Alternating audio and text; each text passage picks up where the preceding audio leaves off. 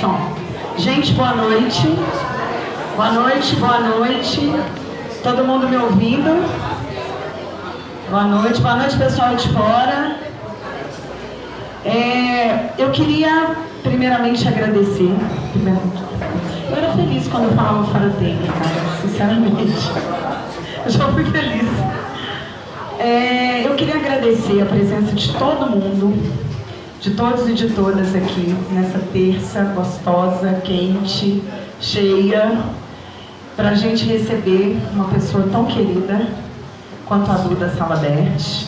Mas eu quero agradecer também ao Curim Bar, que sempre abre as portas, né, seu Curim? Sempre abre as portas, Tia Fatinha, Saulo, os meninos e as meninas da cozinha. Muito obrigada pelo carinho, pelo apoio de sempre.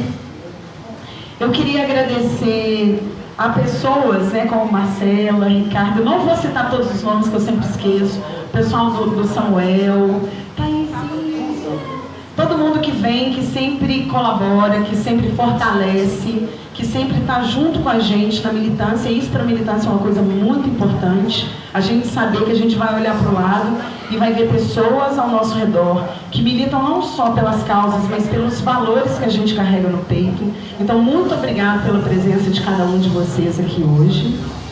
E eu queria convidar todos, principalmente para aqueles que estão aqui pela primeira vez, para nos conhecer não só, né, presencialmente, mas através das nossas redes sociais, Instagram e Facebook, @terçaesquerda. A gente sempre coloca programação, a gente sempre coloca lives, né, para quem às vezes não conseguir chegar e quiser participar e quiser colaborar. Dependendo, a gente abre também para perguntas dos internautas, então fiquem à vontade para curtir, compartilhar, né, das nossas redes sociais. E esse Terça Esquerda, esse encontro, ele acontece de 15 em 15 dias. Então, se vocês quiserem colocar na agenda de vocês aí de 15 em 15 dias, a gente está sempre convidando alguém, alguma personalidade política, alguma pessoa envolvida com cultura e arte, né? Ou mesmo dos movimentos que nem sempre estão à frente, mas que fortalecem e colaboram de alguma forma. E antes mesmo, né, de eu começar, eu queria chamar o Ricardo. Por favor, vem aqui, Ricardo, que vai dar um recadinho pra gente, que é outro parceirão nosso aqui. Boa noite. Peço licença, né, a Duda e aos demais presentes.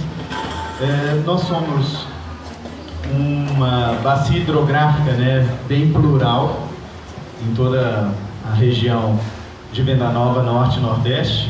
E nós temos agora uma convocação, um convite para fazer a todos os presentes, que é uma audiência pública sobre as obras do Córrego do Vilarinho, que vai acontecer nessa quinta-feira, às 19 horas, aqui no nosso território, né, na Escola Francisco Magalhães, que é em frente ao metrô de Venda Nova, bem afetada ali pelos alagamentos. E a proposta dessa audiência é o questionamento que o nosso grupo vem fazendo sobre a realização dessas obras, né? São 300 milhões que o Calil tirou da cartola, e que agora eles querem executar uma obra faraônica de 2 túneis, né, bem característico da prefeitura, aquelas obras, né, a prefeitura é viciada em concreto aí, e que, na verdade, ela transfere o problema de Venda Nova para a região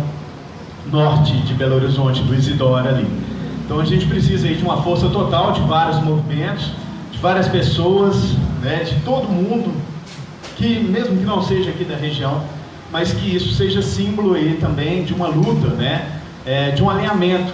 Nós, de Venda Nova, a luta pelo Isidora, né, a própria questão das moradias ali, a luta pelo Ribeirão do Onça também, né, que é um nosso patrimônio turístico aí, um potencial gigantesco, e a gente está precisando mesmo da presença maciça das pessoas. Segunda-feira participamos, né, como convidados de uma reunião na Câmara. A Prefeitura não enviou representantes, ela se negou a explicar esse projeto, E além desse crime ambiental, nossa luta principalmente é sobre vidas e sobre a moradia dessas pessoas. Então, contamos, né, com a presença de vocês e que ajudem a divulgar essa audiência para que a gente realmente aí, né, traga uma qualidade de vida e justiça social para todas essas pessoas que estão na cabeceira aqui do Vilarinho e também, né, que proteja essas vidas que estão no Isidora ali. Eu agradeço, né, e fica o convite, quinta-feira, então, às 19 horas, na Francisco Magalhães, em frente ao metrô de Venda Nova. Muito obrigado. Ricardo, como que o pessoal pode divulgar isso aqui para outras pessoas, para a gente fortalecer isso aqui? Às vezes a gente não anota aqui agora, mas como que a gente vê sobre essa agenda? Através do Facebook, Eu Vilarinho, né, o movimento chama Eles Passarão, Eu Vilarinho, né, Mário Quintana. Então, vários gestores públicos vão passar e nós continuaremos aqui no Vilarinho, né? Então, eu sou Vilarinho, assim como vocês também. E, então, no Facebook, Eu Vilarinho. E também, né, nós temos aí, quem precisar, tem no WhatsApp, né, o folder mais prático também, outras redes sociais, o Instagram também do Eu Vilarinho. Ok? Obrigado. Obrigada. Como que funciona a dinâmica do Terça Esquerda, para quem está vindo pela primeira vez e para quem não já vem relembrar? A gente abre a fala para a Duda vai ter um tempo que ela achar necessário, afinal de contas é a nossa convidada, então fica à vontade. A gente pede assim uns 40 minutos para que a gente possa também participar, né, do diálogo junto com você. E aí nós abrimos rodadas de pergunta. O Breno, que está aqui com a gente, ele está anotando quem quer participar com perguntas. Se você quiser escrever sua pergunta, ou se você quiser vir aqui à frente e fazer a sua pergunta, se inscreva com o Breno. São 2 ou 3 rodadas de 3 perguntas cada. Lembrando que quem vem aqui à frente tem 1 minuto para fazer a pergunta. Isso é muito importante, porque como todos nós geralmente somos envolvidos com política, a gente gosta de falar, né? A gente faz um palanquinho aqui. E o espaço de voz aqui é a gente ouvir a Duda. De todos vocês para estar resumindo as perguntas a 1 minuto e deixar que a Duda discorra sobre essa nossa participação, essas nossas dúvidas. Então, ela fala, a gente vai abrir, de 3 em 3 perguntas ela responde, o tempo que ela achar necessário para poder estar fazendo essa apresentação e essa resposta. No final, a gente, com muito carinho, a tia Fatinha, há muito tempo, né, foi um palquinho aí, né, de partido político antigo, que a gente sabe de famílias tacanhas e que pouco fizeram, de fato, né, pro nosso estado. E eu queria agradecer e seja bem-vinda. Obrigado, meu bem. Então, obrigada pelo convite, obrigada pelo ceder o espaço, né, e sobretudo também por idealizar um projeto tão bacana chamado Terça à Esquerda, porque esse espaço é importante porque a gente discute muito nos movimentos sociais, dar voz a determinados grupos. Vamos dar voz aos negros, dar voz aos indígenas, dar voz aos LGBTs. Mas na verdade nós já temos vozes, nós não queremos voz, nós queremos espaços de escuta. Então, escutar também é um ato político, né? Você ceder a sua escuta para um discurso que foi historicamente silenciado é colocar o seu corpo também numa posição política. Então, não queremos, rechaçamos quem diz que vai nos dar voz e queremos quem nos dê escuta. E a democracia se constrói dessa forma, a partir da escuta e da fala. Então, espaços de escuta como esse são importantíssimos. Então, eu me chamo Duda Salaberti, sou professora de literatura, ambientalista, vegana, e eu fui a primeira travesti da América Latina a disputar o cargo de Senado Federal. Para entender o porquê de eu me candidatar ao Senado, para entender os motivos que me levaram a me candidatar ao Senado, vocês têm que entender um pouco sobre a realidade travesti transexual no país e na América Latina. Os números que eu vou mostrar aqui são números que a maioria de vocês devem desconhecer, porque esses números não chegam ao grande público. Por isso que eu falei a importância de criar espaços como esse, como ilhas de escuta num oceano de silenciamento. Primeiro, não existe nenhum número oficial no país sobre a transexualidade. O ato de não ter nenhum número oficial já é um número que mostra que o Estado está pouco se preocupando com a realidade travesti transexual no país. E o ato de não ter número também dificulta a criação de políticas públicas para as pessoas transexuais e LGBTs. Não necessita ter números para criar políticas públicas, mas os números facilitam. Eu sou acadêmico também de gestão pública pela UENG, fiz letras e também antropologia. Entendo que os números são fundamentais e o ato de não ter número complica bastante a criação de políticas públicas. Então os números que eu vou mostrar aqui são números que foram coletarizados por grupos do terceiro setor, ONGs, movimentos LGBTs e movimentos que lutam em defesa dos direitos humanos. E esses números são a ponta do iceberg, porque são números que foram veiculados em jornais e mídia. E nós sabemos que nem todo assassinato contra pessoas transexuais é divulgado na mídia. Na verdade, nem todo assassinato é divulgado. E no caso de nós, pessoas transexuais, envolve duas questões. Porque nós temos uma morte dupla.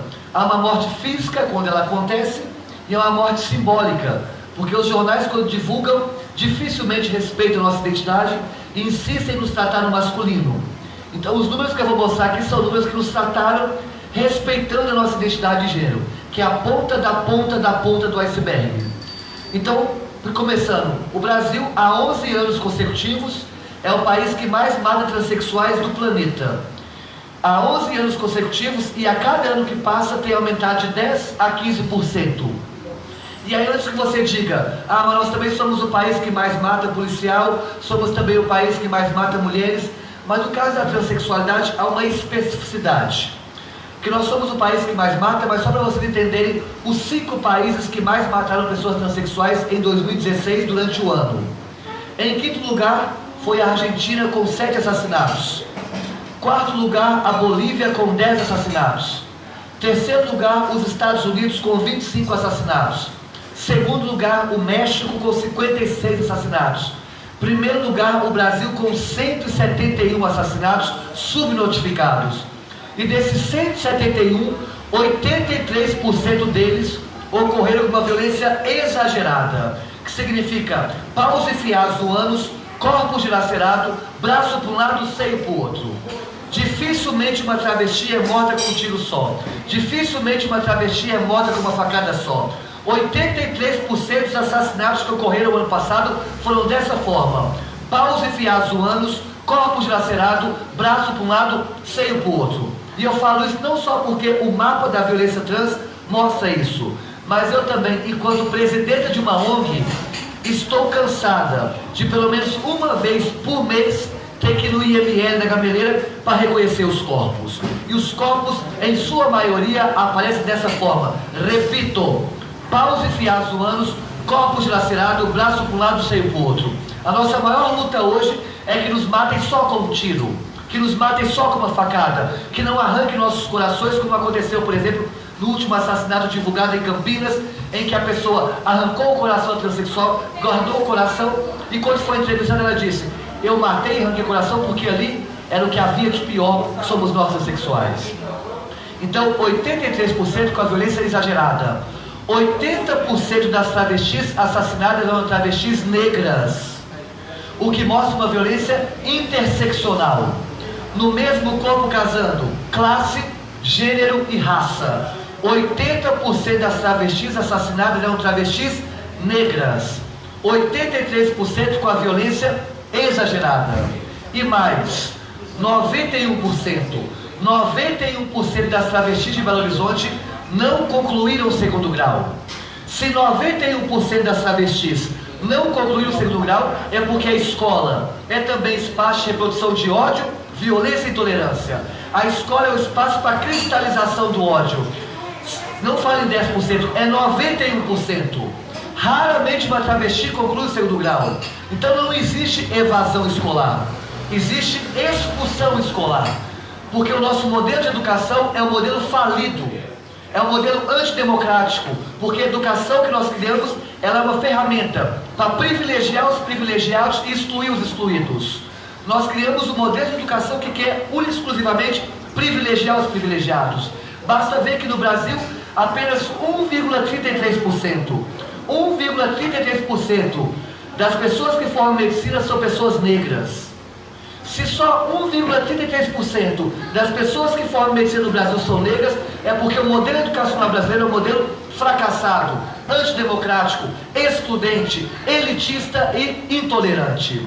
Por isso que 91% das travestis não concluem o segundo grau, porque somos expulsas de sala de aula, porque a escola não tolera qualquer tipo de diversidade. E esse governo atual eleito vai elitizar mais ainda, vai deixar a escola mais racista, mais LGBTfóbica. Continuando, 91% não concluiu o segundo grau, 83% dos assassinatos com a violência exagerada, 80% travestis negras, e mais, 90% das transexuais no país estão na prostituição. Se 90% das travestis estão na prostituição, é porque somos expulsas do mercado de trabalho. Óbvio que a culpa maior é do Estado, que não cria nenhuma política pública como cotas para empregabilidade trans. Mas a pergunta é, o que você faz com seus privilégios? Quantos de vocês já contrataram uma pessoa transexual, uma travesti para qualquer coisa? Para formatar seu computador, para dar faxina na sua casa, capinar sua lote, para qualquer coisa. Ninguém nos contrata, porque os nossos corpos são lidos como vergonhas. Por isso que 90% das transexuais no Brasil estão na prostituição, porque somos expulsas completamente do trabalho. Imagine, no almoço de domingo, a sua família saber, o seu tio saber que aquele almoço foi feito por uma transexual. Imagine o síndico do seu prédio saber que você tem andado com travestis. Por isso que 90% estão na prostituição, porque somos expulsas do mercado de trabalho. E esse que eu vou falar agora é o único número oficial sobre a transexualidade no país. O número divulgado pelo Ministério da Saúde. 41% das travestis do país com HIV.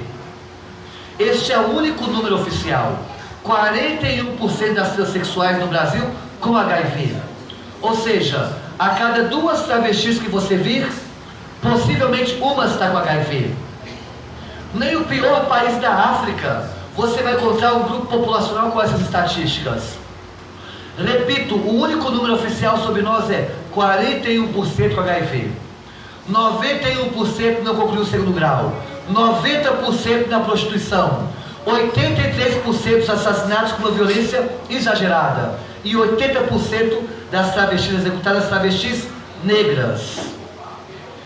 Eu poderia aqui ficar a noite inteira mostrando os números, mas não é essa a questão. Vou mostrar apenas o último número. A expectativa de vida de uma mulher travesti no Brasil, de uma transexual no Brasil, é 35 anos.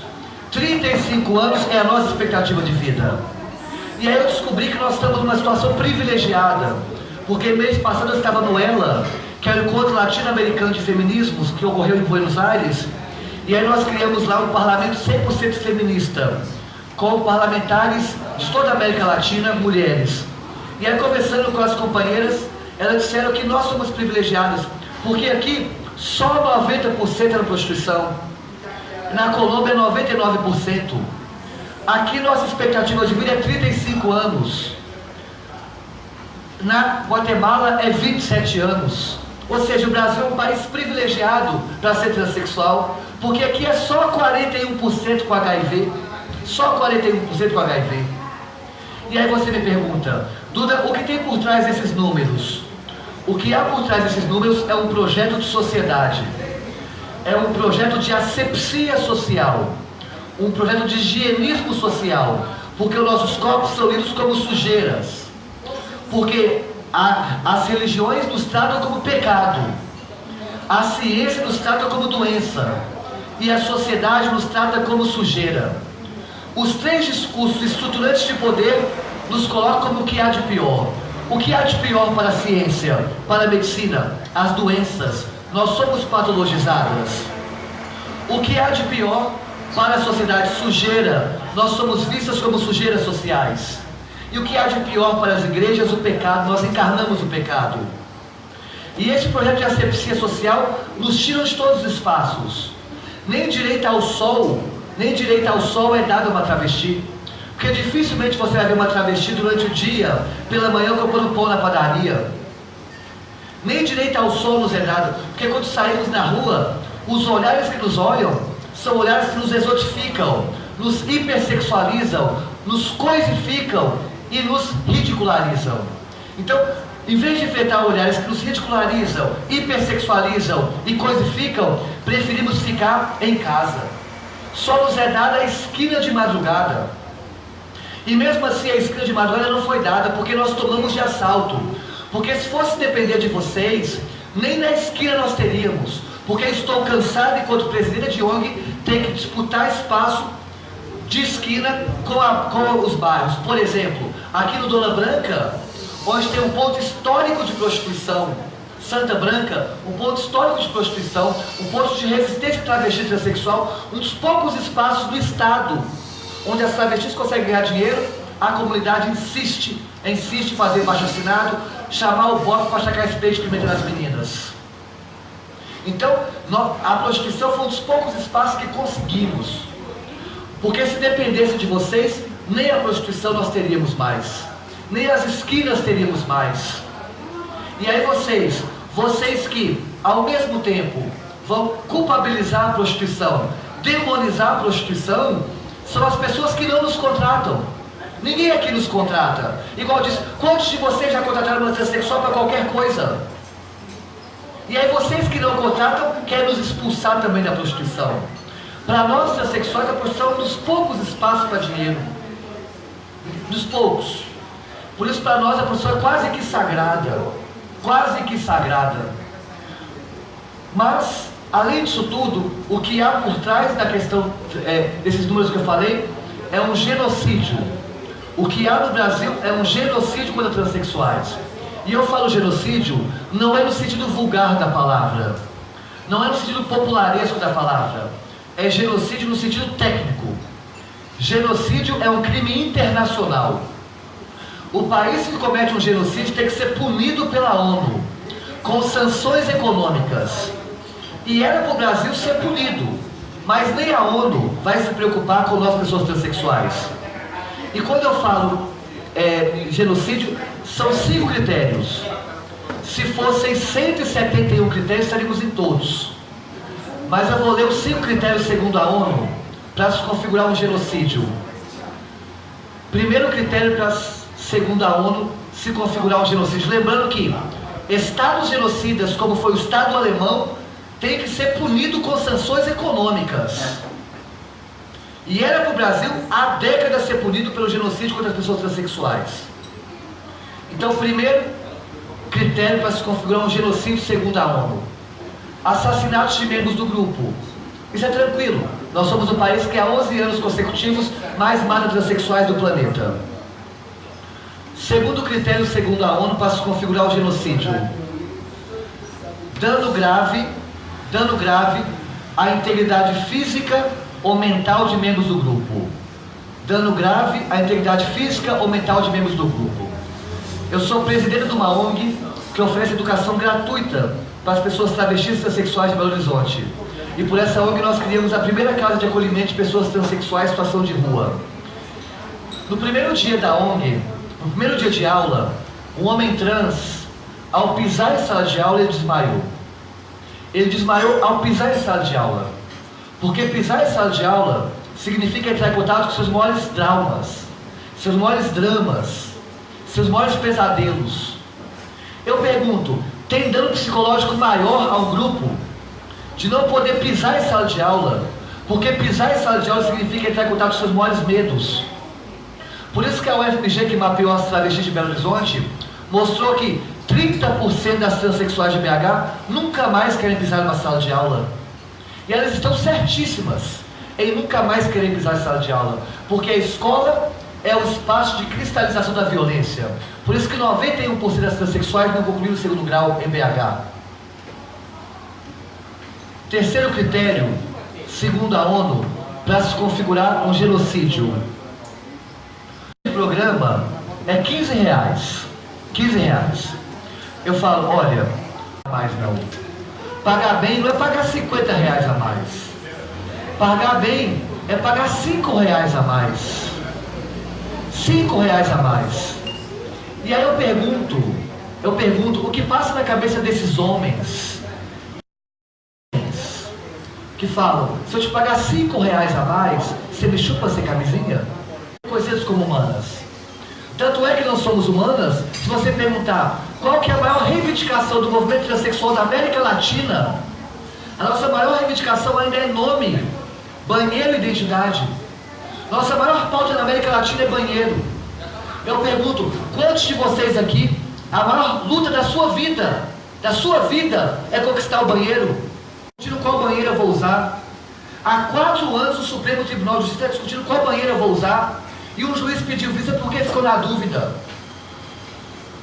Se eu tenho que lutar por banheiro, porque se eu vou ao banheiro feminino, eu sou expulsa pelo cabelo, como aconteceu no shopping de Florianópolis, que gerou essa ação que está no Supremo Tribunal Federal.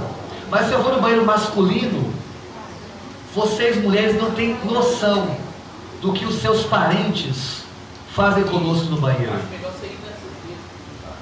E aí, a nossa maior pauta é banheiro. Nome. Tipo, por favor, me trate pelo meu nome social. Ou ainda, identidade. Por favor, me trate do feminino.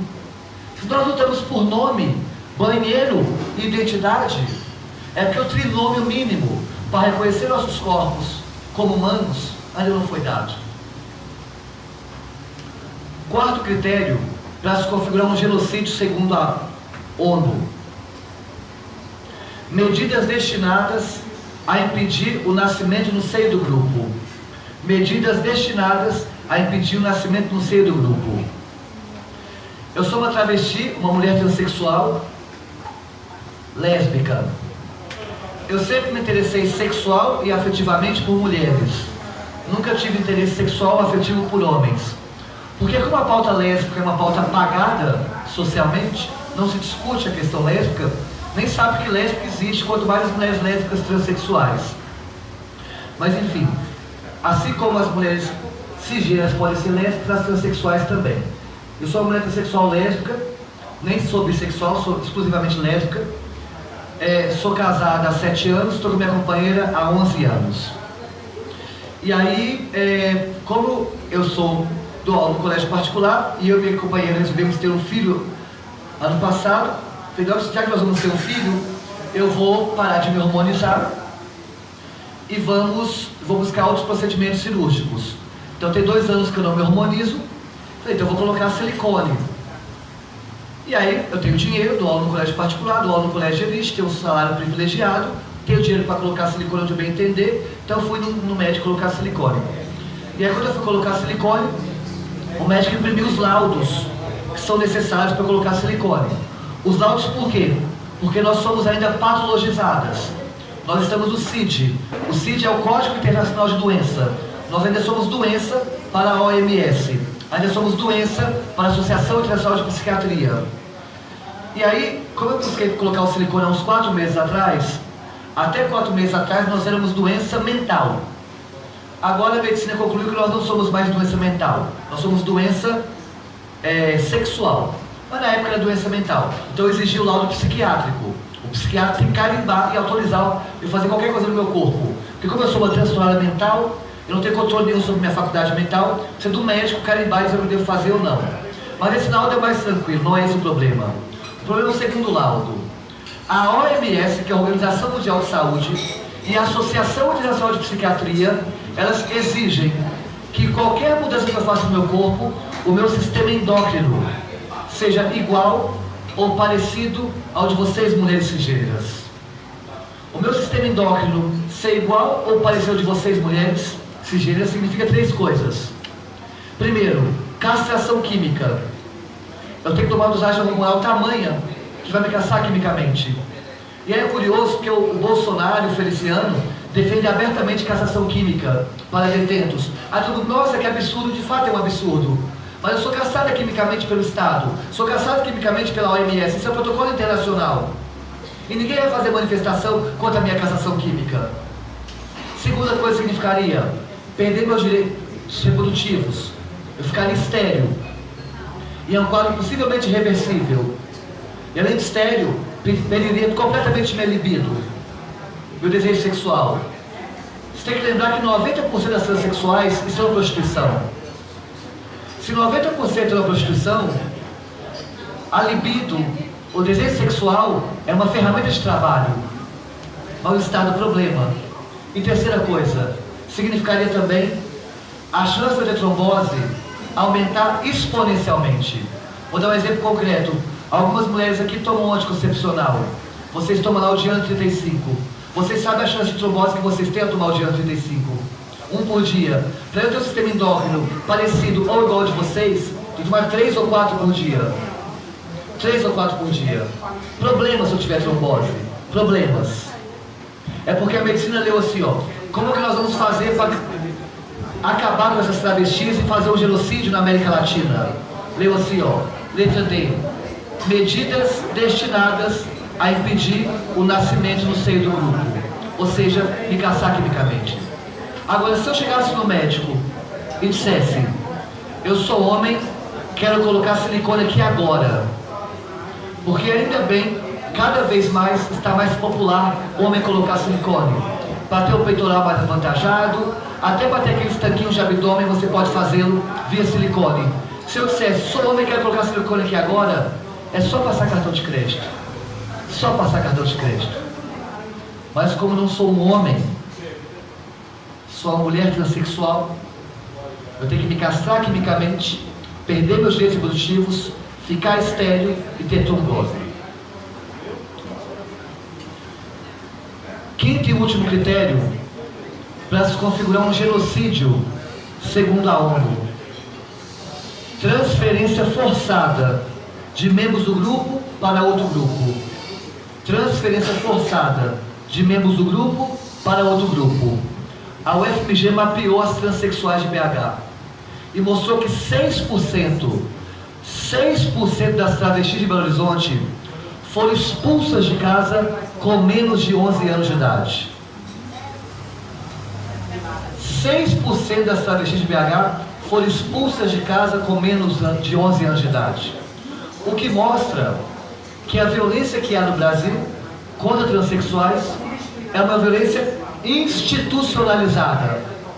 Porque as instituições são espaços de reprodução de violência, de ódio e exclusão. A família é uma instituição, então a família é tóxica. Quantos de vocês aceitariam sua filha ser transexual? Quantos de vocês teriam orgulho ao ter uma filha transexual? Por isso que 6% de nós travestis somos expulsas de casa com menos de 11 anos de idade. A escola é uma instituição, somos expulsas. Por isso que 91% não concluiu o segundo grau. O mercado de trabalho é uma instituição, somos expulsas. Por isso que 90% das travestis estão na prostituição. E mais, as igrejas são instituições, nos expulsam também, com aquele discurso violento de que nós aceitamos o pecador, mas não aceitamos o pecado, porque nós somos o pecado. O sistema de saúde é uma instituição, somos expulsas também. Por isso 41% das travestis com HIV. E se você entender a humanidade numa dimensão mais ampla enquanto instituição, também somos expulsas, já que nossa expectativa de vida é 35 anos e a nossa maior pauta política ainda é banheiro. É essa a realidade travesti transexual. E por esse preâmbulo que eu fiz, por isso que eu aceitei disputar esse ano o Senado. Eu falei, vou entrar no partido, e tem uma frase do Apocalipse que eu amo, que diz: Deus vomitará os mornos. Está no Apocalipse. Deus vomitará os mornos. Porque não tem coisa pior que uma vida morna, um namoro morno, uma fé morna, uma política morna. Por isso que todos os políticos que foram mornos foram vomitados. E ainda bem, porque mereceram ser vomitados. Num processo de conciliação de classe. Temos que ser intenso em tudo, ou no quente ou no frio, porque Deus vomitará os mornos. e amor, e o molho traz consigo gosto de azedo, de podridão. Mas enfim, obrigado. E aí eu falei, vou entrar intensamente na política. Fui de corpo e alma. Do partido que faço parte, que também é um partido transfóbico, porque todos os partidos são transfóbicos, são instituições também, como todos os partidos são racistas e machistas, nenhum salva. E nós temos que lutar internamente para mudar isso, é um processo que vai mudar em 30, 40, 50 anos, né? Mas aí quando eu entrei, estava lá no partido, não queria me candidatar, nunca sonhei me candidatar. Eu sou professora de um colégio elitizado, tenho uma condição financeira boa, não tem por que eu estar disputando cargo e sair da zona de conforto. Eu quero criar uma política que seja reverberada pelos parlamentares e pelo executivo. Aí passou, depois de um ano de partido, o partido me convidou para disputar o governo do estado. Eu rejeitei disputar o governo porque eu não queria. Eu não quero candidatar a nada. E aí depois me convidaram para disputar para deputado estadual e federal. Eu rejeitei. Se eu tivesse aceito, possivelmente teria sido eleita. Eu fui a 10ª pessoa mais votada no estado de Minas Gerais, incluindo presidentes e governadores. Eu fui a pessoa mais votada na história do meu partido em Minas Gerais. E fiz 3 vezes mais votos que o Aécio Neves.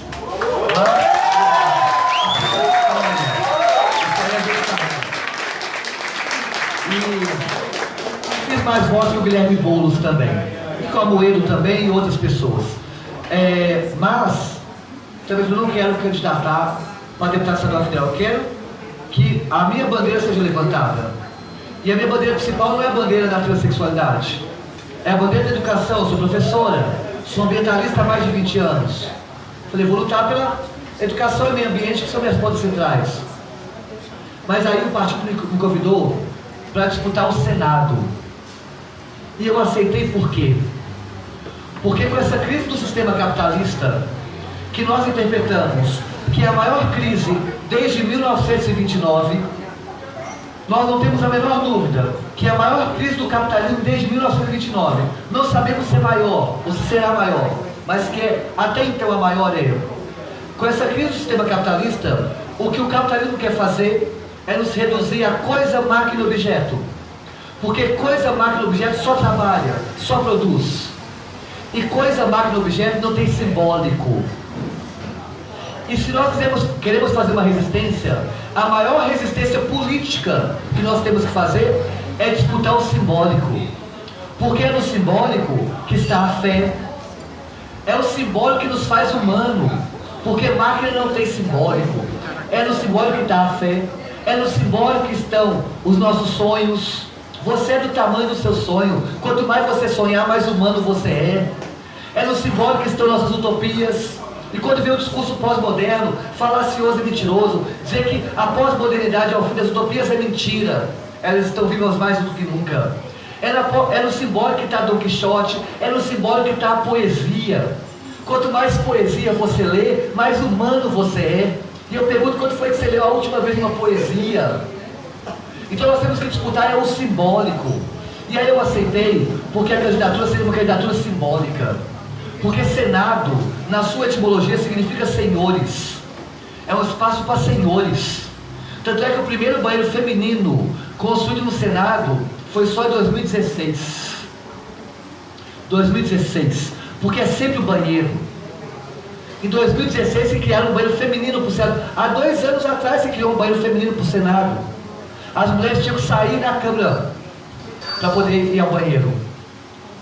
E aí, se Senado significa senhores, nada mais provocativo e simbólico que uma travesti querer penetrar os espaços dos senhores. E são senhores mais velhos. Até a última eleição, a idade mínima para disputar o Senado era 35 anos. 35 anos é a expectativa de vida do grupo que eu faço parte. Mais simbólico ainda. E são senhores mais velhos, cujo papel desde a Roma Antiga é moralizar a sociedade. O papel do senador é de ser moralista. Tanto é que os 2 senadores eleitos por Minas Gerais são o perfil do Senado.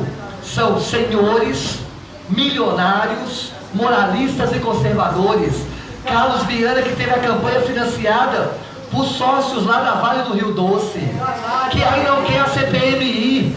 Não, foi contra o senador de Minas Gerais eleito, votado por muitos dessa mesa aqui, que deixaram de votar em mim para votar nesse Carlos Viana, homem branco, milionário, conservador, moralista, patrocinado pelo agronegócio, patrocinado pelo ecocídio que aconteceu na Vale do Rio Doce, e como, ou melhor, em Brumadinho, como também Mariana. Todos eles. Mas voltando, se o Senado é espaço para senhores moralistas, o meu corpo, que é lido como um corpo imoral, porque por onde eu passo as pessoas veem que eu encarno a imoralidade, nada é melhor que disputar esse espaço, porque eu estou rivalizando não só um cargo, eu estou rivalizando um conceito de moral.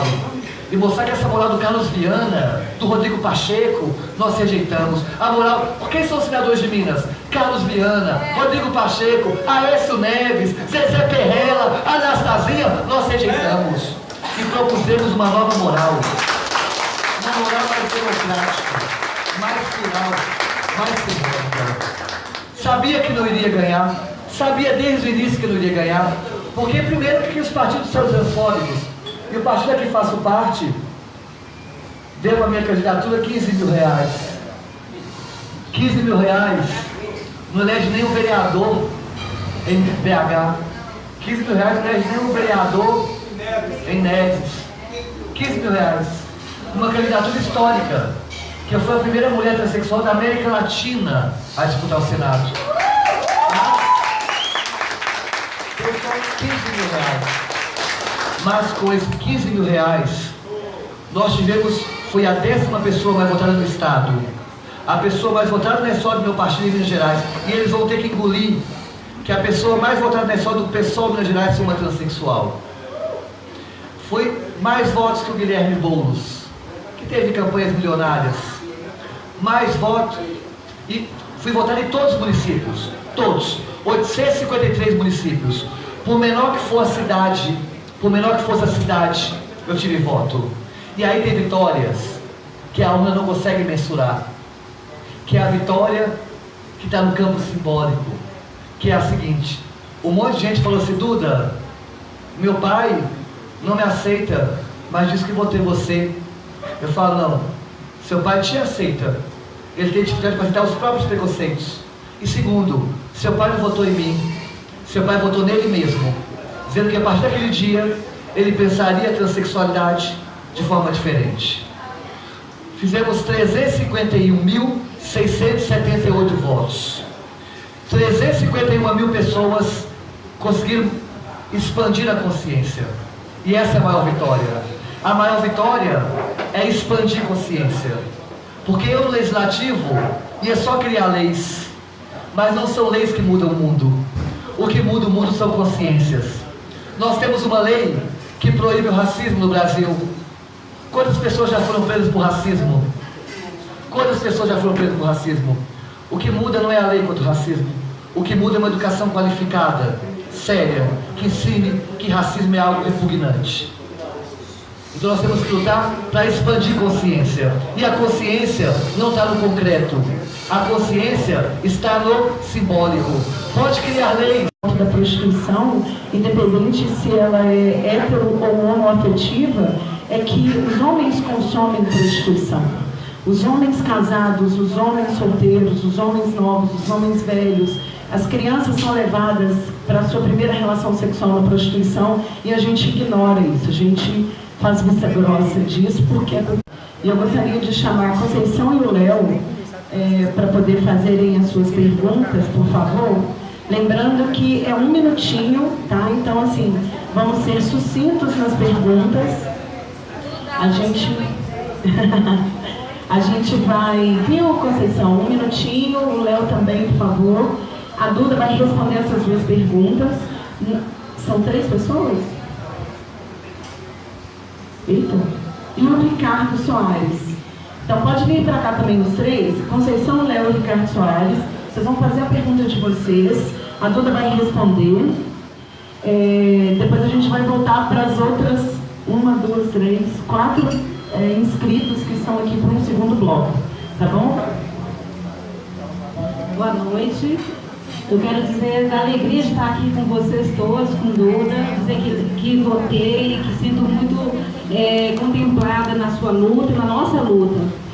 trabalho no SUS, trabalho no Seção Venda Nova e na UPA de Venda Nova. Dizer que também tem trabalhadores que abraçam essa questão, né, da transexualidade, e que a gente vê as UPAs de Belo Horizonte como um lugar da exclusão, não só do transexual, mas do morador de rua, do portador de sofrimento mental, do etilista, do drogado, e que a gente está lá, né, com alguns trabalhadores abraçando essa causa, dizendo que o SUS também, ele é nosso e ele precisa de rever algumas coisas, porque está sendo desmontado desde 2016, com o impeachment da Dilma. Então, assim, a gente está lá batalhando para que a dignidade seja feita de alguma forma. Não é uma luta fácil, né? A gente lá no dia a dia, a gente tem tido grandes entraves, mas a gente está lá lutando e pelejando todos os dias para que a dignidade seja feita para todas as pessoas. Parabéns.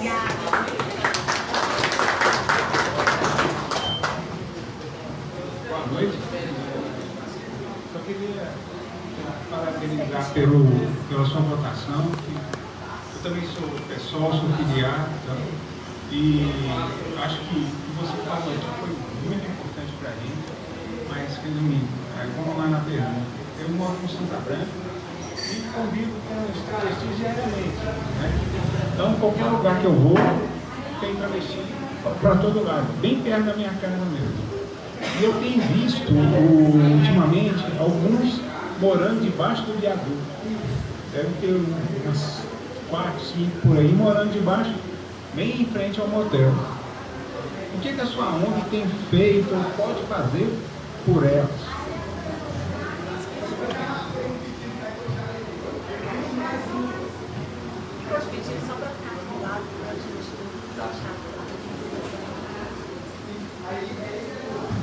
Oi gente, boa noite a todos, boa noite a todas. Na verdade, a pergunta que eu iria fazer, talvez você já tenha respondido mais ou menos. Então eu vou tentar reformular um pouco para ficar mais completo. Na verdade, é uma dúvida que eu tive. Eu queria saber como você, como mulher trans, a primeira candidata ao Senado da América Latina, como você disse, que é um fato que eu não sabia, como que foi o impacto isso para as outras pessoas que candidataram, não só pelo Senado, mas por tudo? Como é que foi a conversa que eles falaram? O que você sentiu, o que você ouviu, o que te falaram, sobre uma mulher trans se candidatando ao Senado? Eu queria realmente, foi uma dúvida que eu tive. Se você responder, eu acho que até pelo próprio pessoal mesmo, teve a questão financeira, mas eu queria saber o impacto mesmo que teve para os outros candidatos ao Senado, à Câmara dos Deputados, e como foi esse impacto mesmo que você teve. Obrigado. Então, primeiro, Conceição, parabéns aí pela luta no SUS, fundamental, né? E nós temos que lutar pelo SUS, uma saúde pública gratuita. O problema não está no SUS, o problema está na falta de investimento, né? Em países que também têm uma saúde ao modelo do SUS brasileiro, o investimento é cerca de 9%, né, do orçamento. No Brasil, a gente investe no SUS, acho que 3%. Né? Quer dizer, então o problema não é o SUS, o modelo é excelente, o problema é a falta de investimento, e que vai piorar nos próximos anos, né? Nós temos que ter muita resistência para manter essa saúde pública, gratuita, de qualidade, para não acontecer nenhum direito a menos, né? Sobre a situação das mulheres em situação de rua e a transveste, uma pergunta que sempre me motivou politicamente e existencialmente o que você faz com os seus privilégios? Essa pergunta que sempre me motivou. O que você faz com os seus privilégios? Para você responder essa pergunta, primeiro você tem que fazer uma autocrítica e entender quais são os seus privilégios. Eu tinha o privilégio de ter um curso superior, um privilégio de dar aula num colégio de elite e o privilégio de ter R$300 que não lhe faria falta no final do mês, que é um baita privilégio, uma pessoa no Brasil, que R$300 não vai fazer falta no final do mês. E eu perguntei, o que eu vou fazer com esses privilégios? Eu poderia pegar esses privilégios e viajar uma vez por ano para a Europa. Nada contra quem o faça, cada um tem que ser livre para mandar o seu desejo para onde bem entender. Mas ninguém torna professor e professora para ser rico. Ninguém torna professor e professora para ficar viajando para a Europa 2 vezes por ano. A gente se torna professor e professora porque nós acreditamos que é possível transformar o mundo, de forma don quixotesca mesmo. E eu pensei, vou pegar esse dinheiro, peguei esse dinheiro, aluguei uma sala no edifício Maleta, abri um pré-vestibular, porque eu tenho o privilégio de saber dar aula, para pessoas travestis e sexuais, gratuitamente. As pessoas vinham para a aula, só que eu comecei a ver que elas vinham assistir a aula, mas não tinha comida em casa, estava em situação de rua. Aí eu falei, bom, então bora ter lanche, tira mais dinheiro do bolso dando lanche. Aí foi dando lanche, as pessoas vinham uma semana e faltava 2, porque não tinha dia de passagem. Falei, então bora dar dia de passagem. Aí começamos a pagar a passagem também. E aí foi pagando passagem, e aí eu comecei a perceber que no ano retrasado, nós tínhamos 15 alunas em sala de aula. Essas 15, 7 estavam em situação de rua. E elas iam para a sala de aula para ganhar R$8. Porque todo mundo que está na Transveste, ao pisar em sala de aula, ganha R$8, que é o dia da passagem. Elas ganhavam R$8, e com esses R$8 iam para a rodoviária, porque na rodoviária você pode tomar banho por 7, para poder fazer o programa por 15. Falei, está errado. As pessoas estão vindo assistir a aula por causa de um pão e R$8 para poder ir na rodoviária tomar banho por 7 e fazer o programa por 15. Porque sem o banho o programa cai para R$5. Falei, é tudo errado. Eu estou dando educação, mas o mínimo não foi feito. Como fala Bertolt Brecht, grande dramaturgo alemão, primeiro o estômago, depois a moral. O tempo da fome não é o tempo da ideologia. Falei, velho, está tudo errado. Falei, então, de novo, o que você faz com os seus privilégios? Aí eu falei, bom, vamos chamar alguns professores e falar aqui, cada um pode dar R$50 por mês? Muitos não podem, mas alguns podiam. E aí 10 professores deram R$50 por mês. Com R$50 por mês, nós conseguimos R$500. Com R$500 alugamos uma casa. E essa casa foi a primeira casa de acolhimento de pessoas transexuais em situação de rua do Estado. Porque, pelos albergues tradicionais, as travestis são obrigadas a ficar com homens, em mais de 300 homens, onde elas são estupradas. E aí nessa casa, que é uma casa de R$500, passaram durante um ano 21 pessoas travestis transexuais. Passaram porque elas iam para casa, aí poderia tomar banho, porque tomar banho é um privilégio, assistir aula, poder fazer um currículo e buscar um emprego melhor. E aí você não sabe a emoção que é, velho. Quando as meninas falam assim, ô, consegui um empregozinho, aluguei um barraco por R$200. Aí a mulher te convida, que alugou um barraco por R$200, você vai lá fazer uma festa com ela, sabe? Velho, isso é com R$50 por mês, velho. R$50, o que é R$50 por mês, velho? Sacou? Para muita gente faz muita diferença. Com R$50 por mês, ele tirou 21 pessoas em situação de rua. E aí você tem uma parada LGBT que custa milhões. Milhões para um evento que dura 4 horas. Que vai privilegiar os privilegiados, que é o comércio, que é o setor hoteleiro. Mas nós, pessoas transexuais, continuamos na mesma. A parada LGBT de Contagem, ela custa R$300 mil. R$300 mil. A ONG Transveste que eu coordeno oferece pré-vestibular, supletivo, inglês, francês, espanhol, italiano, curso de Libras, uma casa de acolhimento e mais, curso de teatro, curso de geração de renda. Tudo isso nós gastamos por ano R$50 mil. R$50 mil. E uma parada LGBT de Contagem custa R$300 mil para 4 horas. A de São Paulo custa milhões. E dinheiro público. Público. Não há nenhuma política pública para pessoas transexuais no Estado. Mas há milhões para se destinar numa parada LGBT. Não sou contra as paradas, elas são fundamentais. Mas eu sou contra o financiamento das paradas. Enquanto não houver política pública para as pessoas transexuais, para as pessoas LGBTs, quanto a casas de acolhimento de pessoas LGBTs tem no Estado? Então hoje a casa está parada, nós vamos reabrir a casa e a ONG vive de doações. E aí a gente vai abrir, vai tirando dinheiro do bolso, a maioria que doa mesmo são nossos professores e professoras. E aí, abrindo essa casa, a gente vai lá para Santa Branca, nesse espaço que você falou, conversar com as mulheres para que elas assistam a aula conosco, porque a gente põe como obrigação que assistam a aula. Lógico que muitas não querem assistir a aula, mas pelo menos ser uma convivência no espaço escolar. E nós vamos procurar no mês que vem, vai demorar mais um mês. A gente vai lá, obrigado pela dica. E sobre a minha eleição, e como as outras candidaturas olhavam. Do Senado,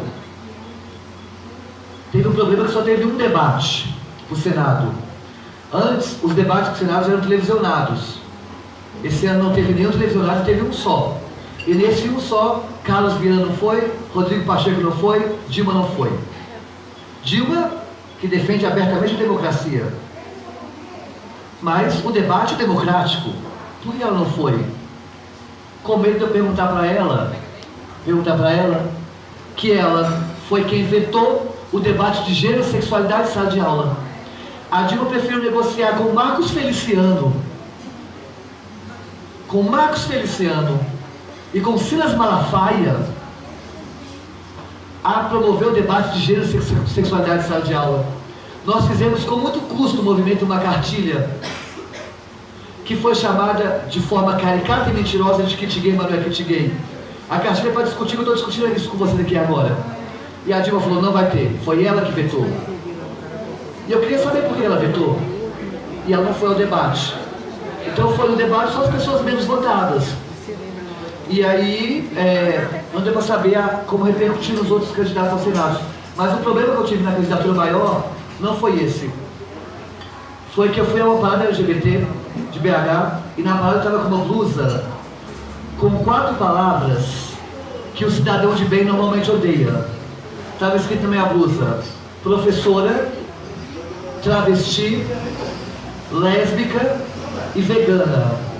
Estava assim na minha blusa, 4 palavras que o cidadão de bem odeia: professora, travesti, lésbica e vegana. Eu tirei a foto e postei no meu Instagram. No dia que eu postei no Instagram, o Bolsonaro compartilha essa foto e faz vários comentários absurdos sobre mim. Quando o Bolsonaro compartilhou essa foto, o meu Instagram, em menos de uma hora, recebeu mais de 5.000 mensagens de ódio. E dessas 5.000 mensagens de ódio, a palavra que mais parecia era a palavra nojo. Porque é isso que as pessoas têm de mim, nojo. Eu estou acostumada às pessoas terem nojo de mim. Desde manhã até a noite eu sei que as pessoas têm nojo de mim. O problema não é esse. O problema é que as pessoas começaram a avaliar negativamente a página do Facebook da escola que eu dou aula.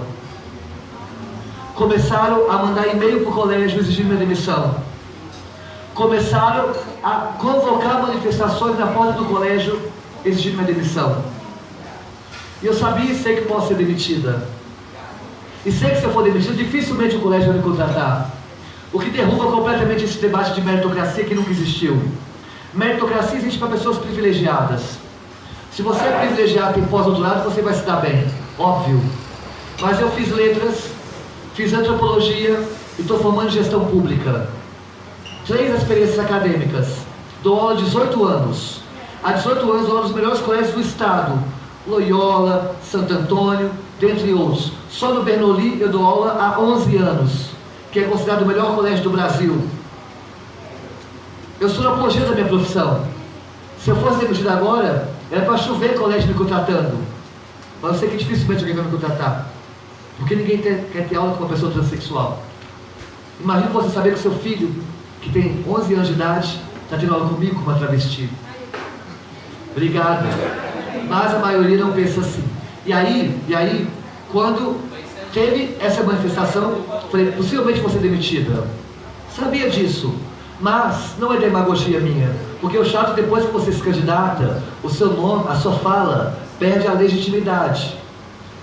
E eu entendo questionar o discurso de quem se candidata, que soa como demagogo, mas sempre falei isso, que é, se for necessário, eu dar um passo atrás, para que meus pares deem 3 passos para frente, eu vou fazer. Se for necessário dar um passo atrás, para que meus pais deem 3 passos para frente, eu vou fazer. E aí, isso não é exclusividade minha. Isso é exclusividade, isso é todo mundo está na linha de frente desse contexto atual. Como, por exemplo, Marielle. Marielle literalmente deu um passo atrás, para que as mulheres negras da Maré e lésbicas derem 3 passos para frente em termos de representatividade. Marielle foi executada com 3 tiros na cara. 3 tiros na cara. Eu passei minha infância e minha adolescência na periferia. Quem é da periferia sabe o que significa 3 tiros na cara. 3 tiros na cara é para ter caixão fechado. É para a família não se despedir. Podiam matar Marielle com 3 tiros no peito, que a família ia se despedir no caixão aberto. Mas é 3 tiros na cara. Caixão fechado. E 3 tiros na cara de uma mulher negra, lésbica, periférica. Podia matar Marielle na Maré, mas prefiro matá-la no centro do Rio de Janeiro, porque eles também disputam o simbólico. Porque no centro do Rio de Janeiro, ela simbolicamente ficaria exposta como um troféu de uma sociedade racista, misógina, lesbofóbica e elitista. Mas, como eu disse, bora dar um passo atrás para a gente dar 3 passos para frente. E o passo atrás, às vezes, é colocar nossa vida em risco, o emprego em risco.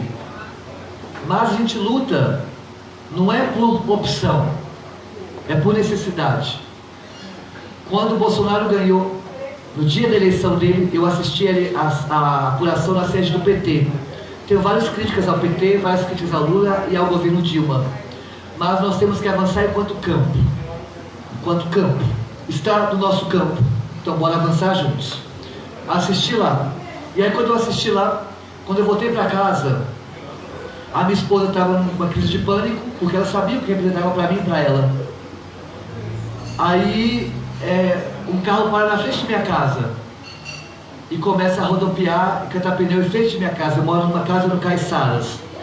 Foi a primeira vez que eu tive medo. Primeira vez que eu tive medo.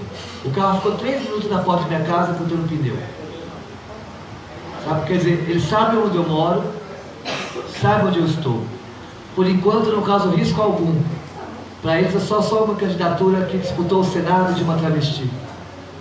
Mas a partir do momento que a gente ocupar o espaço de poder, como Marielle ocupou, como Freixo ocupou, como pessoas que buscam por um mundo mais igualitário ocuparam, eu sei que minha vida vai estar, não é mais o emprego que vai estar em risco, é algo a mais. Mas quem está na chuva é para se molhar. É isso.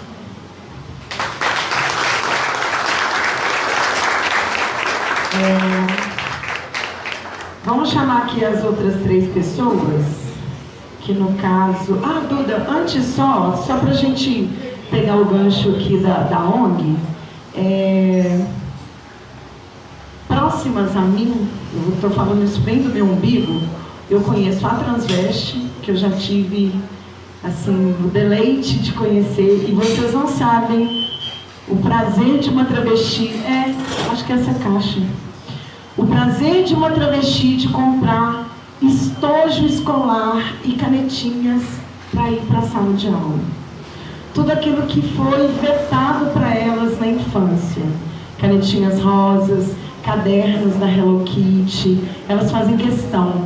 Então não é uma escolha da rua, é uma falta de escolha que a Transveste resgata. E é isso que eu queria, para a gente não esquecer que essa micropolítica, ela faz muita diferença. Então, que fica, não é um apelo, mas é um convite. Acessem o Transveste pelas redes sociais, se interem de como vocês podem ajudar, porque faz realmente muita diferença. A gente, enquanto cidadão político, a gente pode fazer muita coisa. E está no nosso papel fazer, né? Não está só na mão do governo fazer, está no nosso papel fazer. Eu quero chamar aqui a Deodário Samuel, mas eu também vou fazer pergunta, porque eu sou dessas, eu não dou conta. E você falou muito, Duda, sobre o símbolo. E a gente sabe que a maioria de nós aqui fazemos parte dos 44,85% que não elegeram o atual presidente do Brasil, que repugna o atual presidente e suas crias, e sua forma de pensar, e tudo que envolve a pessoa que hoje está à frente da presidência da República. Mas a gente sabe que a grande maioria que o elegeu também fez esse símbolo, também se conectou dessa forma em colocá-lo no poder. E esse discurso de ódio, ele não é um espanto, ele é uma confirmação do que a sociedade brasileira hoje, em todas as esferas, religiosa, educacional, como é uma pergunta que talvez eu tenha feito para o Arnaldo Godoy há 2 anos atrás, e ficou meio assim, patinando na resposta, mas enfim, querido Arnaldo. Mas a gente precisa pensar como estabelecer esse símbolo para que daqui a 4 ou 2 anos a gente se prepare no campo educacional, que é a sua maior pauta hoje, e no campo da representatividade. Só comigo. Chata. E para que a gente também possa se preparar de forma efetiva nas urnas, para que a gente tenha uma praticidade e uma forma relevante nas urnas, né? Porque é muito fácil falar disso aqui no meio de uma galera de esquerda, mas quando a gente passa isso para outras esferas sociais, a gente sente uma estranheza.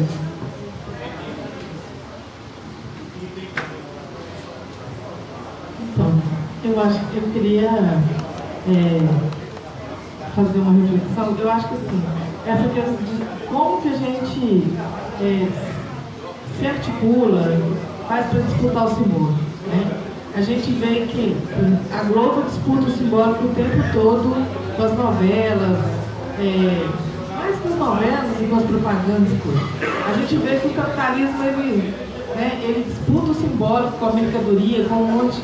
Como que a gente disputa o simbólico por uma sociedade socialista, que as pessoas no coletivo, no comum, né? Para que a gente pense, que as pessoas valorizem todos os processos do cuidado, de reprodução da vida, né, da vida cotidiana. Então, esse cuidado necessário para a reprodução da vida cotidiana, que todos nós precisamos deles, como que a gente pensa uma sociedade que valorize isso? Como que a gente disputa esse simbólico?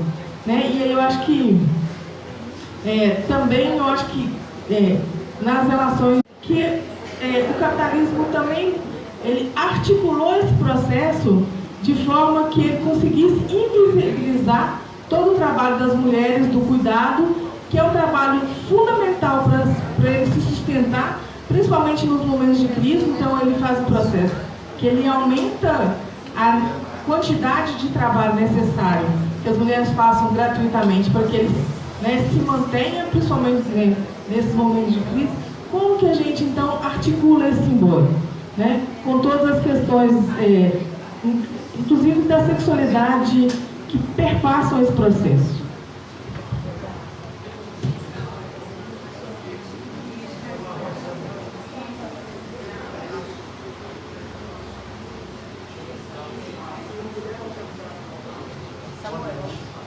Boa noite, Duda. Eu não queria fazer uma pergunta, não. Eu queria fazer um depoimento de 1 minuto, senão o Bebel vai ficar brava comigo.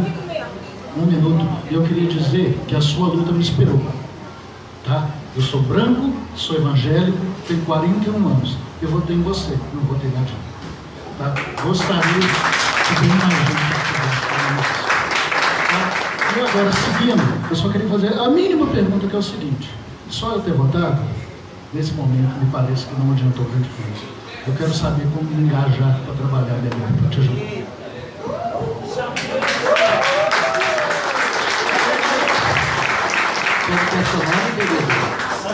Samuel, É uma coisa bastante curiosa que tem me perseguido, você vai entender melhor do que eu, né?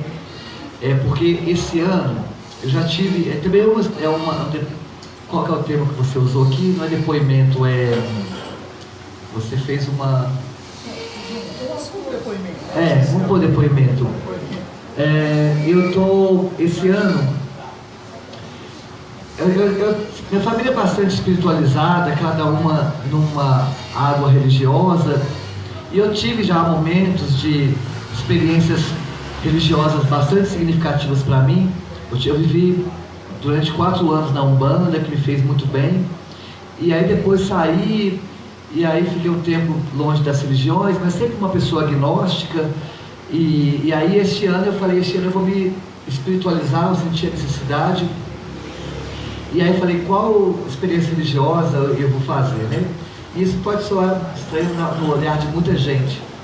E eu falei, olha, eu gosto muito da Umbanda, eu gosto muito do Candomblé, já tive minha vivência, mas não quero mais voltar, porque sou subjetivas e tenho um respeito, um carinho muito grande por essas religiões. Já tive uma experiência no catolicismo, foi uma religião que gostei, mas que não me tocou profundamente. A religião é subjetiva, tem que tocar, né? E aí eu falei, esse ano eu vou querer ter uma experiência evangélica, por 2 motivos. Primeiro, porque eu quero fazer essa experiência, e segundo, porque eu acho que nós temos que disputar narrativas. E a religião é um espaço de disputa também. Se nós não disputarmos esses espaços, vai continuar um discurso hegemônico que nos exclui completamente. E eu sei que eu estando lá, lógico que eu vou sobreviver a transfobia, mas transfobia tem até no céu, tem até no inferno, qualquer lugar que eu vou vai ter transfobia. Então eu não posso deixar de acessar os locais por transfobia. Mas eu tenho certeza absoluta que eu estando sentada lá, o pastor vai pensar 2 vezes antes de falar alguma coisa estando lá. E acho que é um espaço de disputa. E eu recebi muito apoio dos evangélicos. E aí fica um pouco falacioso, porque quando você é candidata a alguma coisa, as pessoas pensam, já está se apropriando. Não, mas eu quero ter essa experiência. E aí eu estudei bastante as igrejas a qual eu deveria seguir, e aí eu optei para iniciar na metodista. Então a partir de semana que vem vou aos cultos da igreja metodista, que ó, ainda não sei qual, mas eu defini que vai ser a metodista. Por causa do trabalho que tem com as mulheres, com a educação, são coisas que me tocaram. E vamos ver se me toca, mas vou experimentar. Então, obrigado pelo carinho, tá? A gente está mais próximo do que a gente imagina, né? E aí já vou emendar, antes de deixar só por último, do simbólico do simbólico. A gente tem que disputar a narrativa. Eu não sou aqui dona da verdade, nem quero ser. Mas eu sei que tem um episódio histórico muito bacana que envolveu o Carlos Marighella e o Brizola. A Marighella e o Brizola juntos, e aí o Marighella chamando o Brizola para o PCB, falou, vem para o partidão, você é importante, Brizola, você é um cara que luta. O Brizola tinha acabado de voltar do exílio, e aí o Brizola respondeu assim para o Marighella, nós 2 sabemos onde chegar. Quem chegar primeiro puxa o outro. E é isso que eu estou... E aí na disputa do simbólico, eu acredito que é isso. Eu não acredito mais, quando eu fui fazer a campanha, eu não quis colocar a foice, o martelo de todo tamanho, aquele vermelho de todo tamanho, porque eu acredito que essas imagens são imagens que estão saturadas. São imagens que não criam pontes, que criam mais muros, que remetem a muros. Então eu falei, a gente tem que disputar o imaginário e as ideias de liberdade, as ideias de emancipação, as ideias de igualdade é do ser humano. Nenhum ser humano, a não ser que não seja um psicopata, não sonha com liberdade, emancipação, igualdade. E isso é a essência do socialismo. Você pode discutir se é jogar uma foice e um martelo de todo tamanho. Você pode discutir se é aquele discurso panfletário, você subir um trio elétrico e começar a falar as classes trabalhadoras. Eu não usei esse discurso. E acho que teve um bom fruto. E muita gente que votou no Bolsonaro votou em mim. Muita gente da direita votou em mim. Muita gente que votou no Amoedo votou em mim. A gente sabe que os nossos sonhos não cabem na urna. Nossos sonhos não cabem na urna. Mas é necessário ocupar também a política. Então eu acredito que nós temos que pensar uma nova estética. Estética do grego vem de estesia, e estesia é emoção. Então a estética é aquilo que te emociona, tem que emocionar, tem que tocar. E tem uma teórica inglesa que ela fala uma coisa, esqueci o nome dela agora, que ela fala muito bacana, ela tem um livro muito bacana, que ela mostra que arte e política estão no mesmo campo. Arte e política é a mesma coisa para ela. Arte e política é no mesmo campo porque a arte política trabalha com a sensação e não com o racional. Tanto é que vocês tentaram convencer seus primos, seus tios e familiares a não votar no Bolsonaro. Vocês explicaram minimamente por que não votar no Bolsonaro. E ela votou no Bolsonaro. Porque não importa o racional. É o que toca. É o que toca. E o nosso discurso não está mais tocando. Não está mais emocionando. Então é o erro de linguagem. Enquanto os partidos, na minha opinião, de esquerda, mantiver a foice e o martelo de todo tamanho, o vermelho de todo tamanho, um discurso que era muito útil nos anos 80, em 2018, 2020, nós não vamos chegar à massa. Porque esse discurso está saturado. Nós temos que reinventar a linguagem para tocar as pessoas. Para tocar as pessoas. E aí quando tocar, elas vão entender o que a gente tem a dizer. Assim que na minha opinião, é uma disputa do simbólico. Passa pela forma. Não basta ter conteúdo, tem que ter forma. Nós temos conteúdo, mas a forma não está funcionando. E conteúdo sem forma não funciona. A poesia, o que é poesia? É conteúdo e forma. A poesia, a forma é mais importante que o conteúdo. E a poesia toca, porque a forma é muito importante. Então é isso que temos que fazer, escutar, debater uma forma de conversar com o povo. Nós estamos errando a linguagem. E aí temos que fazer trabalho de base. Ir para as igrejas, ir para a periferia, fazer projetos sociais, voltar a debater política como espaço como esse que é um trabalho de base. É isso que nós temos que fazer. Politizar as pessoas. Vou dar um exemplo concreto. Sobre o simbólico. Em 1917, teve a Revolução Russa. A Revolução Russa foi a maior revolução do século XX e a maior revolução da história. Foi quando o Partido Bolchevique assume o poder. E o Partido Bolchevique era um partido comunista. E aí, independente se você, alguém que for de direita ou de esquerda, for liberal ou conservador, for comunista ou pró-capitalista, independente da sua posição política, porque essas posições contrárias são fundamentais. Porque o fogo surge do atrito. Tem que ter atrito para surgir o fogo, né? Então, depende da sua posição política. Eu vou dar um fato histórico só. Em 1917, quando o Partido Bolchevique, o Partido Comunista, assume o poder, um ano depois, em 1918, há 100 anos atrás, teve uma assembleia do Partido Bolchevique. E essa assembleia estava discutindo a possibilidade de criar cidades governadas por crianças e tuteladas por pedagogos e pedagogas. Há 100 anos atrás, o Partido Bolchevique estava discutindo na Rússia a possibilidade de criar um espaço onde as crianças fossem totalmente livres para experimentar a coisa que nós mais buscamos, que é a liberdade, mas que fosse tutelada por pedagogos e pedagogas. Isso há 100 anos atrás. Eles estavam pensando lá na frente. Passaram 100 anos e hoje nós estamos debatendo o quê? Imagina se nosso Congresso parasse hoje, nosso Senado parasse hoje para discutir. Quem sabe podemos colocar no Brasil uma cidade governada por crianças? Mas não, nós estamos discutindo a aposentadoria. Nós estamos discutindo o direito trabalhista. Velho, era para a gente estar discutindo a redução da jornada de trabalho. Para trabalhar só 4 horas, para ter mais tempo com a família, mais tempo para a fé, mais tempo para a arte, mais tempo para a poesia. Era para estar discutindo isso.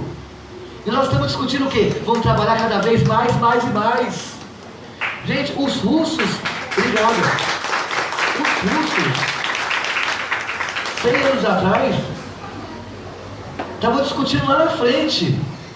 E nós estamos discutindo ainda, trabalhar mais. Velho, vamos discutir a redução da jornada de trabalho, 4 horas por dia. 4 horas por dia gera mais emprego, mais pessoas trabalhando e mais tempo nosso com a família. Porque o tempo com a família não tem salário que pague, velho. Porque o tempo com a família não está no campo material, está no campo simbólico. O afeto está no campo simbólico. Enfim. Independente se você for capitalista ou comunista, liberal ou conservador, uma coisa que os comunistas ensinaram há 100 anos atrás é que nós temos que sonhar alto, pensar lá na frente. E com essa crise do capitalismo, estão apagando nossos sonhos. Qual que é o nosso maior sonho hoje, velho? É ter uma casa e aposentar? Velho, isso é muito mais do que isso. Isso é muito mais do que uma casa.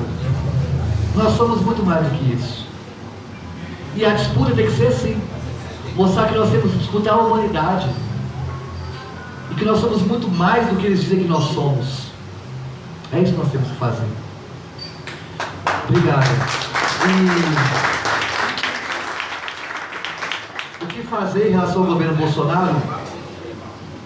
Enquanto não teve uma revolução, eu acredito na democracia. Enquanto não se tem um processo revolucionário. E aí, você pode até me questionar, me criticar nesse ponto, que é legal a diferença, a posição diferente de pensamento. Mas não vou ser eu que vou puxar o tapete do Bolsonaro, porque a direita fez isso no governo Dilma. A direita não deixou a Dilma governar. Boicotou e golpeou a Dilma do início ao fim.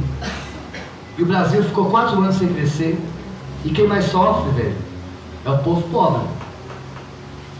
Nós sofremos, mas o povo mais pobre sofre mais ainda. Então não sou eu que vou ficar evitando que o governo Bolsonaro pare de funcionar. Vou ficar sabotando. Que ele faça o trabalho dele. E que o trabalho dele dê um mínimo de dignidade à população mais pobre. Então, e ele foi eleito democraticamente também. Você pode questionar isso, mas na minha perspectiva foi. Apesar dos fake news, o jogo sujo era democracia. Era democracia o jogo sujo. Infelizmente. Foi eleito com uma política suja. Mas o que nós temos que fazer agora não é voltar nossas forças para derrubar o Bolsonaro, na minha opinião. É voltar nossas forças, porque a direita fez isso, jogou as forças todas para derrubar a Dilma.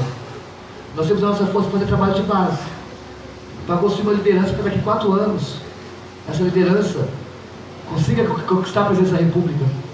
É conquistar a consciência, para que as pessoas entendam. O que o governo Bolsonaro está fazendo é um governo antipopular, um governo entreguista, um governo contra o povo, contra negro, contra mulheres, contra indígenas, contra o povo em geral. É isso que nós temos que fazer, não tem outro caminho. E criar figuras políticas, públicas para a ocupação de um cargo em 2020. E temos um trabalho mais sério ainda, que é unificar as esquerdas, para entender que nós temos que avançar enquanto campo, não enquanto partido. Então o campo democrático, o campo de esquerda tem que crescer. Essa é a nossa tarefa. E não ficar querendo derrubar o Bolsonaro. O Bolsonaro cai sozinho. A cada Twitter dele é um tiro no pé. Então deixa que eles se matam sozinhos. Não vamos misturar com isso, né? Essa é a minha opinião. A gente já está encerrando. Duda, muito obrigada. Já a gente vai servir uma panelada da tia Fatinha ali. Que diz ela que é um arroz da tia Fatinha. Cara, de tudo que eu já comi aqui, eu não tenho dúvida de que tá bom.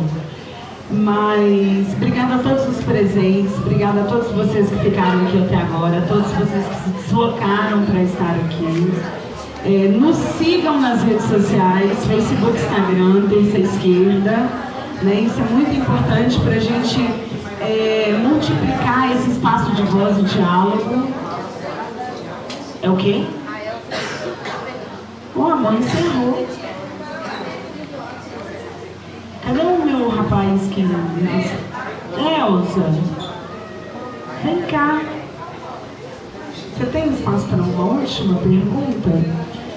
É porque a gente é meio atleticano, então a gente fica ansioso. Sei o que é, cara. Só um tiquinho.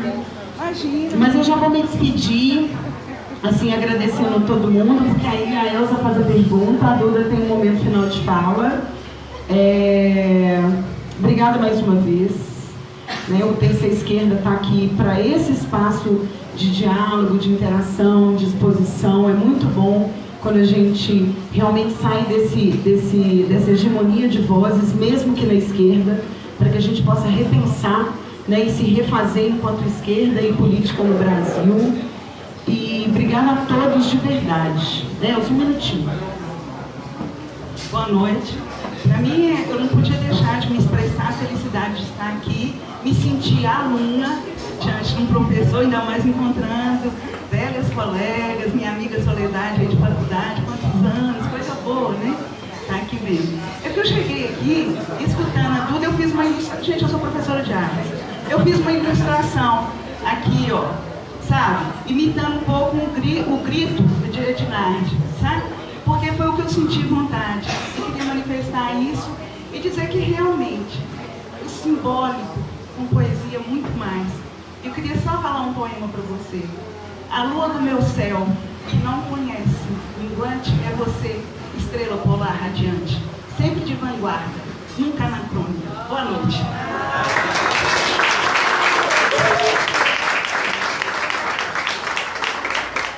Maravilhoso a gente terminar com poesia. Só ligar aqui e dar um recado para vocês. Meu bem, muito obrigada, viu? Obrigada pela escuta, pelo carinho, pela poesia, pelos aplausos, pelo afeto, né? E é isso, a gente ganha pelo afeto. Por mais que pareça vazio, se arte e política é a mesma coisa, se a gente não conquista pela razão, mas sim pelo afeto, o Bolsonaro ele se elegeu despertando o que há de pior em cada um, que é o ódio, que é a intolerância, que é a violência. Mas foi um sentimento. Nós temos que ir um sentimento, mas um outro sentimento, sentimento de esperança, né? De esperançar. É isso que a gente tem que fazer. Eu agradeço demais o convite. Eu tenho que dar um recado para vocês, que uma colega minha pediu para que eu fizesse, porque ela luta pela... Aqui, ó, peraí, deixa eu me achar, só um minutinho. Que hoje é dia 12. No dia 14 e 15 de março, na Faculdade de Direito da UFMG, vai ter o lançamento da Frente Estadual pelo Desencarceramento. E é um debate importante. O sistema, eu vou aos presídios pelo menos 2 vezes por mês pela Transveste. Hoje mesmo, ontem mesmo eu estava vindo do presídio. E a situação dos presídios são péssimas. É importante, já que a gente luta por liberdade, a gente entender que enquanto houver pessoas presas, nós também estamos presas. Então, dia 14 e 15 de março, o lançamento da Frente Estadual pelo Desencarceramento de Minas Gerais. Depois vocês olham isso no Google, que vale a pena. Então, obrigada pela escuta. Vamos continuar com o trabalho de base, continuar com o terça esquerda, que você no seu bairro cria a quarta esquerda, a quinta esquerda, a sexta esquerda, o sábado à esquerda, o domingo à esquerda. Então é isso que nós temos que fazer. Trabalho de base, trabalho político, sobretudo nesse contexto de crise agora. Ano que vem já tem eleição está batendo na porta. Devo me candidatar no ano que vem. Não sabemos ainda para qual cargo, mas é importante. A gente já tem um legislativo, saíram os jornais que eu deveria me candidatar, que eu possivelmente me candidataria à prefeitura. Estamos conversando, eu formo gestão pública agora pela UENG, justamente para me qualificar um pouco mais no debate, junto com o movimento social, mas não sei se sairá essa candidatura para a prefeitura, porque eu acho que é o momento de agora de não se aventurar mais, a gente tem que ir pelo concreto agora. Já disputei muito o simbólico, e agora nós temos que buscar um pouco de concretude. Então, isso aqui não é campanha, porque senão se configuraria como uma campanha antecipada, mas ano que vem estamos candidatando e bora construir vereadores sérios da região de cada um aqui para poder fazer políticas progressistas, que é o que mais a gente precisa. Obrigado e boa noite para vocês. Duda, a gente tem 2 presentinhos para você. Um é um bilhetinho, corre elegante. E o outro é um mimo, assim, que a gente sempre dá para os nossos convidados, que é do Terça Esquerda, com muito carinho para você. E a gente queria chamar as pessoas para virem aqui à frente para tirar uma foto, que a gente faz uma foto coletiva. Então, quem quiser chegar aqui à frente para poder tirar essa foto. Desculpa, só o último recado, já que a gente fez um debate muito pautado da transexualidade também, e lógico que nós sabemos que o maior problema ainda é uma luta de classe, nós sabemos tudo isso, né? A gente não fica falando muito porque nós já sabemos também. Mas sobre a transexualidade, fica aí a provocação, né? A gente não quer só respeito, a gente quer também afeto, quer também amor, quer também paixão, sabe? Então, quantas pessoas transexuais você se permitiria ter uma relação de afeto? Sabe? Quantas pessoas transexuais você beijaria? Manifestaria esse desejo? Quantas? E eu falo isso porque, assim como há um debate importante sobre a solidão das mulheres negras, que é um debate importantíssimo, nós também temos um debate sobre a solidão de pessoas transexuais. Porque nós somos expulsos da família, já não temos mais família, porque somos sinônimos de vergonha para pai e mãe. Não temos amigos, porque os amigos não vão nos chamar para a festa. Porque um Natal de família vai chamar a travesti para ir lá, vai acabar com o Natal da família. Então não temos amigos, porque não vai sair no shopping conosco, porque a pessoa vai ser motivo de piada. Não temos amigo, não temos familiares e não temos parceiros. Mas eu estou numa situação ainda de privilégio, mas minhas companheiras não estão. Então, por exemplo, vou dar um exemplo concreto para terminar minha fala. Eu faço muito trabalho no presídio São Joaquim de Bicas e Vespasiano, que é onde estão as travestis. E no governo Pimentel, uma das coisas boas que o governo Pimentel fez, tem muitas críticas, mas uma boa que fez, foi que a gente criou um documento que nós, pessoas transexuais, poderíamos ir para qualquer presídio que nós identificássemos. Então, porque se hoje for presa, é um presídio masculino. E aí fica uma travesti numa cela com 40 homens e ela é estuprada por todos. E aí nós poderíamos ir para o feminino. Lógico, ficaríamos em celas diferenciadas, mas ficaríamos no feminino. E o Pimentel liberou isso. Só que o Zema não vai pôr isso em prática. E aí nós fizemos uma mobilização do presídio, falamos, olha, né, pelo Pimentel, vocês não vão ficar mais aqui no presídio com os homens. Vocês vão para os presídios femininos. A gente falou isso, achou que ia ter festa, e elas, não. Nós queremos ficar aqui com os homens. Mas vocês são estupradas aqui. Tem relatos de uma que é estuprada por 40 pessoas ao mesmo tempo, ele sabe cada hora um. Aí elas, não, mas nós queremos ficar aqui.